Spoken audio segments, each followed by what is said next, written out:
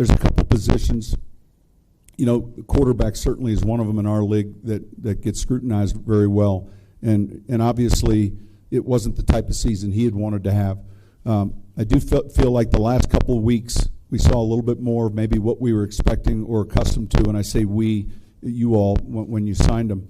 I think the number one job for us as coaches is in evaluating our players, what are the things that they do really well, and then let's try to put them in those positions.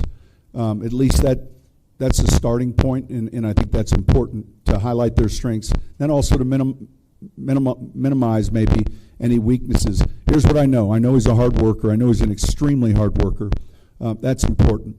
And I think you take that, you understand the skill set. He's won a lot of games in Seattle. We played him quite a bit just because we were both playoff teams in the NFC at that time. And then you go from there.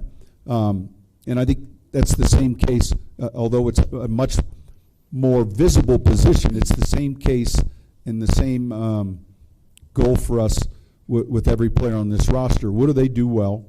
It's easy to point out what players don't do well. And there's certain coaches that tend to look at it that way, but I kind of was taught early on, hey, what is it they do well, and let's have them do those things.